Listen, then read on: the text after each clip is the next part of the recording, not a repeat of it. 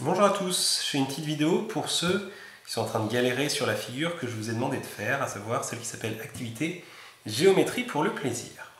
Alors cette vidéo, elle va se partager en deux parties. La première partie où je vais vous expliquer des choses un petit peu générales sur la symétrie et sur une consigne ici qui est un petit peu compliquée.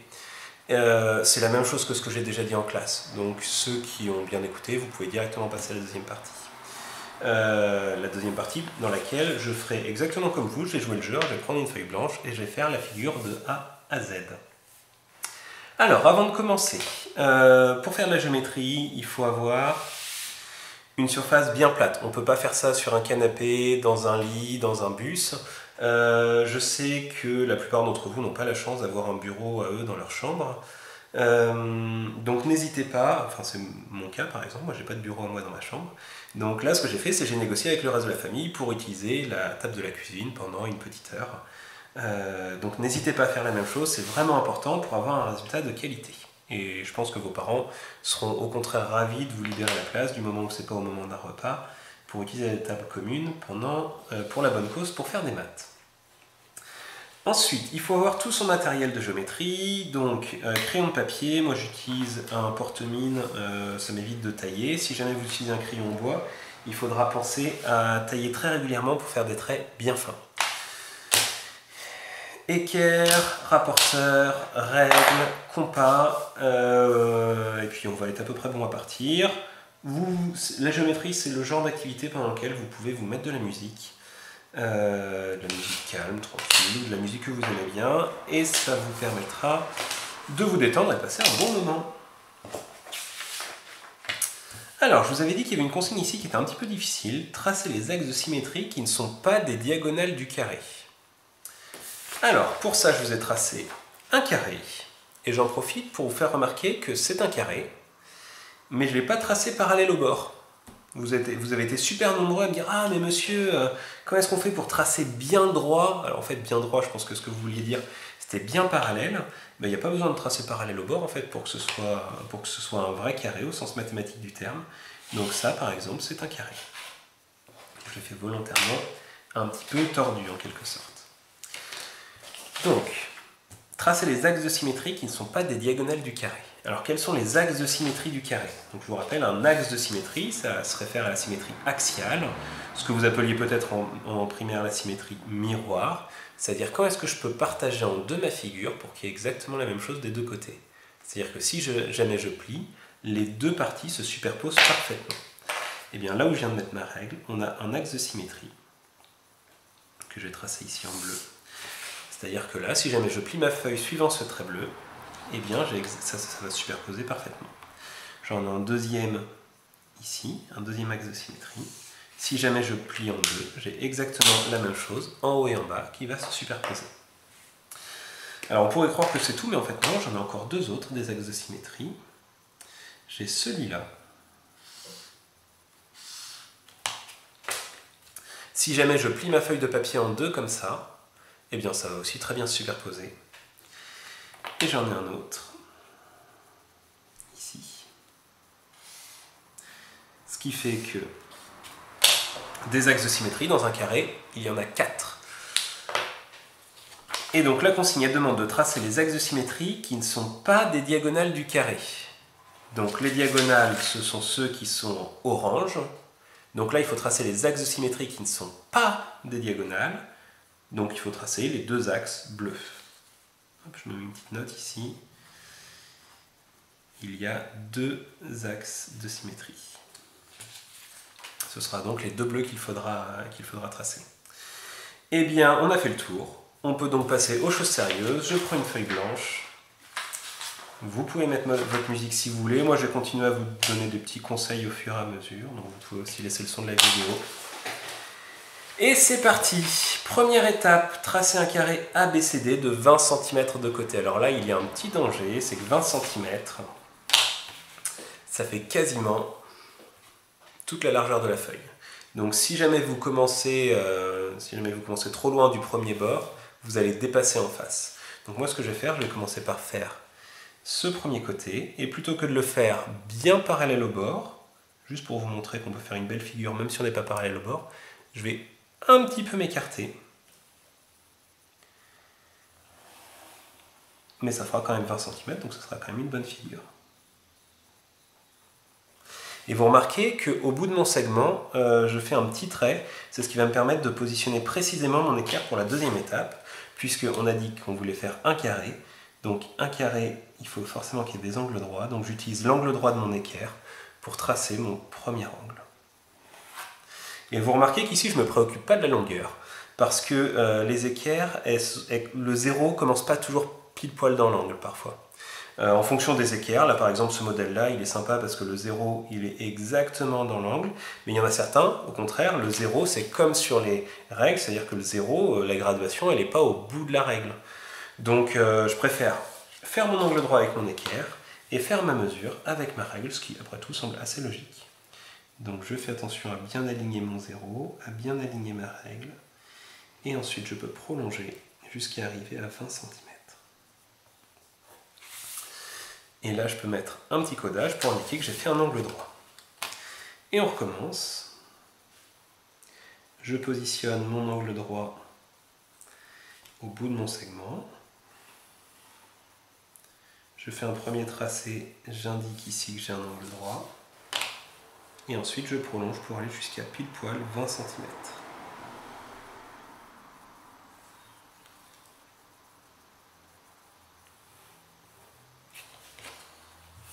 Et pour terminer, alors là, il n'y a plus besoin de prendre l'équerre, puisque j'ai le début de mon segment, j'ai la fin de mon segment. Et c'est là qu'on voit si on a fait du bon travail. Normalement, ça va faire pile poil 20 cm. Là, je vois que j'ai 19,9. Donc, c'est pas parfait. Mais pour 1 mm, je ne vais pas vous embêter. C'est difficile de faire de la géométrie, surtout sur des telles longueurs, à moins de 1 mm près. Donc là, je peux cocher ma première étape. J'ai tracé un carré. Ah non, je ne peux pas tout à fait, puisqu'il fallait qu'il s'appelle ABCD. Donc je vais lui donner un nom. Je vous rappelle que les lettres, on ne les met pas sur l'intersection, on les met juste à côté, parce que sinon ça devient illisible. Donc là, mon carré s'appelle ABCD. La première étape est faite. Deuxième étape, tracer les axes de symétrie qui ne sont pas des diagonales du carré. Donc là, c'est les deux axes bleus dont on parlait tout à l'heure. Donc un vertical, un horizontal.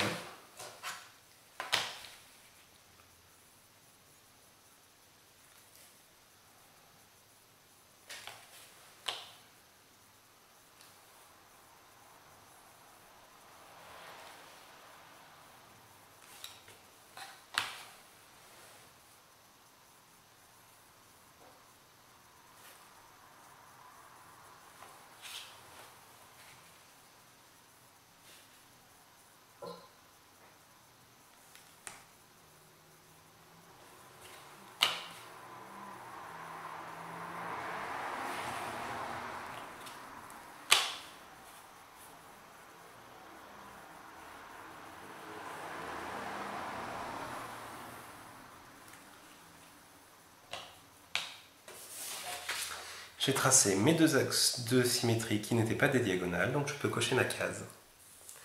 Ensuite, soit AEFG, le premier carré en haut à gauche. Alors, c'est celui-là. Alors, je vois que le A est déjà ici, donc je vais pouvoir donner les noms suivants. Donc, A, E, F, G. Ok. Donc, soit AEFG, le premier carré en haut à gauche, soit O, l'intersection de ces diagonales. Alors, en gros, il faut que je mette le point O à l'intersection des deux diagonales. Je vais être obligé de les tracer. Même si on me demande juste le point O, je ne peux pas avoir l'intersection des diagonales si je ne trace pas les diagonales. Cela dit, je comprends bien dans cette consigne que les diagonales, ça ne doit pas être l'élément le plus important. Donc je les trace assez légèrement. Je pense que vous les voyez à peine à l'écran. J'appuie pas beaucoup. Parce que moi, ce qui m'intéresse, c'est d'avoir l'intersection.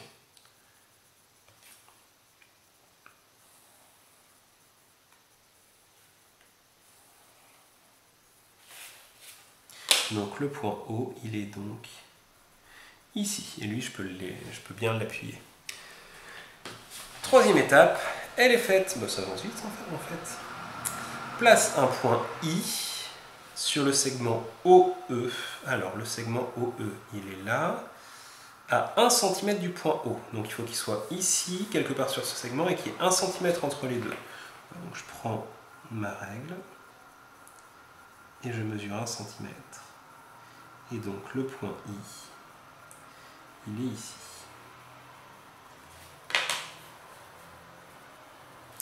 Place le point H, symétrique du point O, par rapport à I.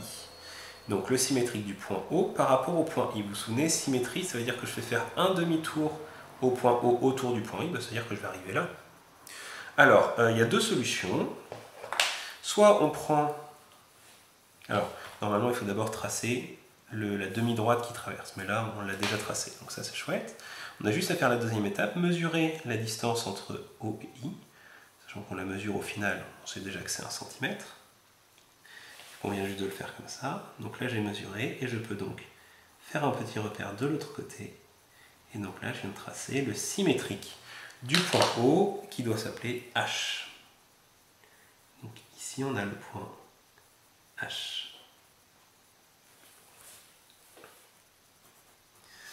Dans le triangle EOF. Alors, EOF, donc dans ce grand triangle-là, trace le demi-cercle de centre I et de rayon IO. Donc de centre I, il va donc falloir que je pique sur I et de rayon IO. Ah ben, ça tombe bien, c'est le rayon que j'avais déjà pris tout à l'heure. Donc là, je vais pouvoir tracer le demi-cercle de rayon IO. Et alors, il y avait deux possibilités, j'aurais aussi pu le tracer au-dessus, mais là, il y avait bien indiqué qu'il fallait qu'on soit dans le triangle OEF. Donc là, c'est bon. D'ailleurs, si jamais on a un petit doute, on peut regarder, je vous ai mis un petit modèle. Effectivement, le demi-cercle, il est là. Dans le triangle EOF, donc toujours le même, tracez le demi-cercle de centre H. Donc cette fois-ci, j'ai piqué sur le point H. Et de rayon HO. Donc on part de H et on va jusqu'à O. Donc le demi-cercle, allez, on fait la moitié d'un cercle, et on arrive donc ici.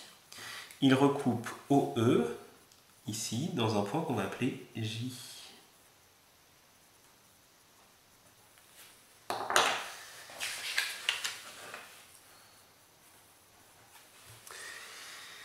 Ensuite, tracer les symétriques de ces demi-cercles dans la symétrie de centre O.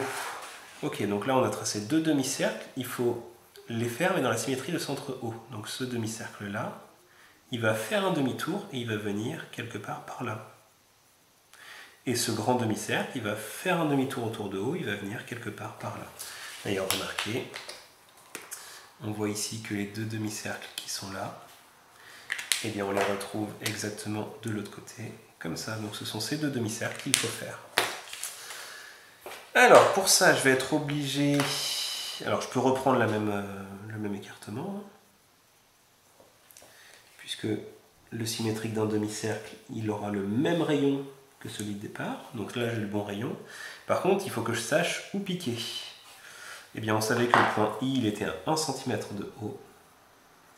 Donc je peux utiliser la règle, ou j'aurais aussi pu utiliser le compas d'ailleurs, pour remettre ce point-là. Ensuite, je pique ici. Et je fais mon premier demi-cercle.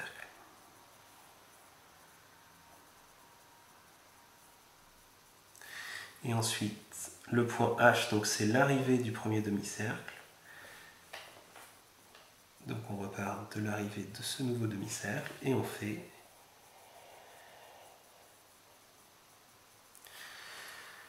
ce deuxième demi-cercle. Et donc, ça c'est fait. Tracer les symétriques de ces demi-cercles dans la symétrie de centre O, ça c'est OK. Les demi-cercles obtenus coupent GI en K, donc GI. Ok, ça coupe GI en K pour le petit, donc là on a K pour le petit, et en L pour le grand. Donc le point L, il est là.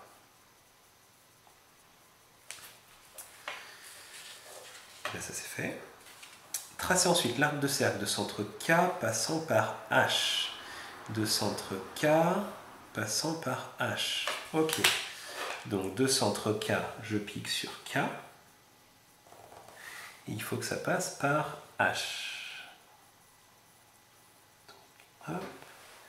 On essaye d'être le plus précis possible.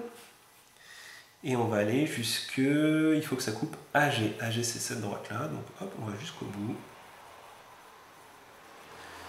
Et voilà. Et il coupe AG, on a un point qu'on va appeler le point M. Tracer... Ah, pardon. Hop, je peux cocher cette étape-là. Tracer l'arc de cercle de centre L. Alors cette fois-ci, on va piquer en L, passant par J. Ok. Donc là, on va tracer cette partie-là. Donc, de centre L, je pique donc en L, et qui passe par J.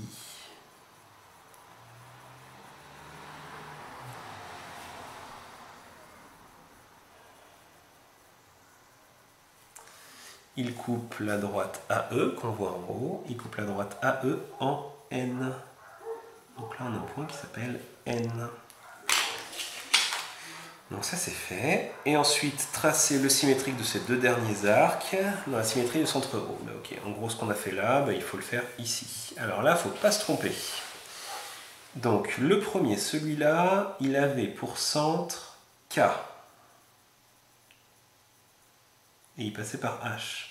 Donc là, si on veut faire le symétrique, il va falloir faire de centre K, n'importe quoi, de centre H et qui passe par K.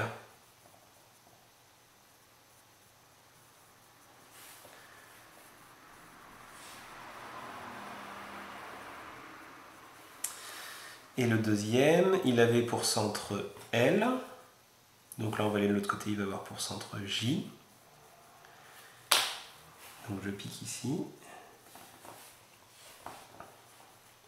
Et je prends l'écartement jusqu'en L.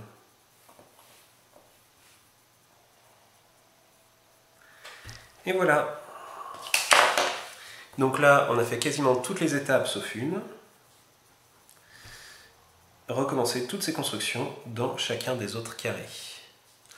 Eh bien, c'est parti.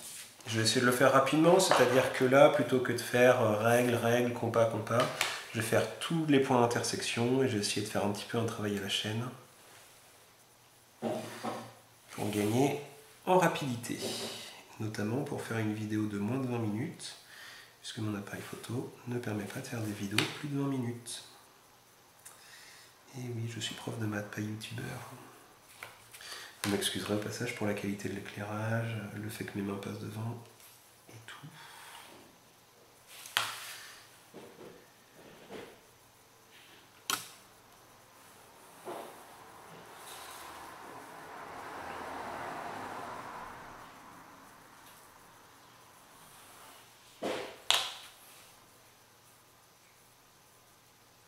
Alors là, je savais que I, il était à 1 cm. Et que donc, du coup, H, il était à 2 cm.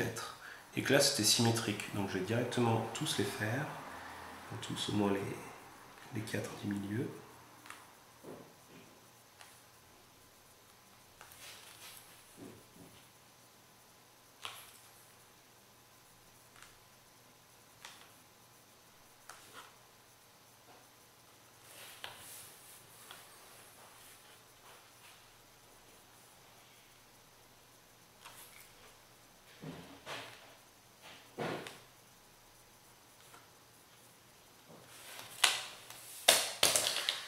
Allez, c'est parti, on va commencer par faire tous les petits demi-cercles d'un seul coup, ce sera beaucoup plus rapide et j'ai pas besoin de reprendre l'écartement à chaque fois. Donc je prends un écartement de 1 cm.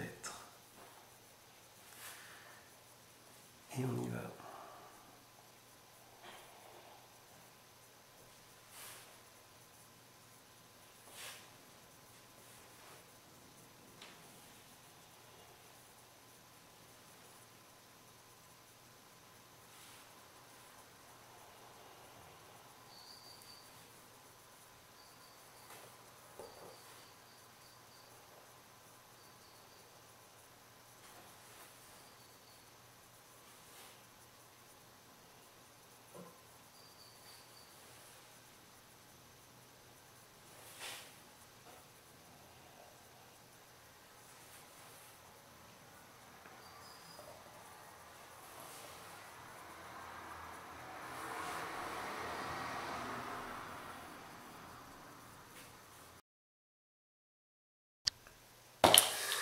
Ok, désolé, il vous manquait un bout de la vidéo parce que j'ai pas vu qu'on avait dépassé le seuil des 20 minutes et que mon appareil photo s'est mis en veille.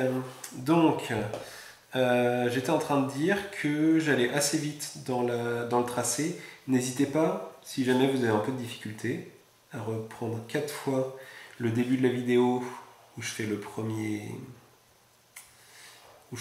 carré ici, où j'ai bien pris mon temps, et à vous le repasser 4 fois pour vous accompagner 4 fois dans chacune des 4 réalisations. Là, je le fais assez vite.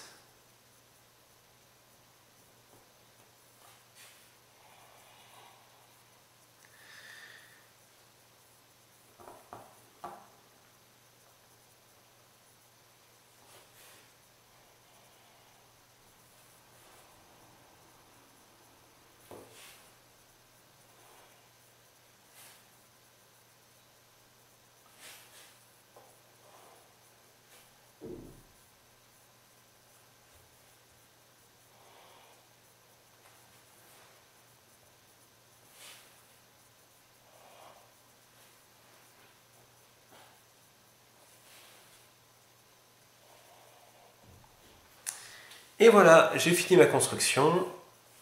Donc là, tout ce qu'il vous reste à faire, c'est à retourner votre feuille, marquer votre prénom,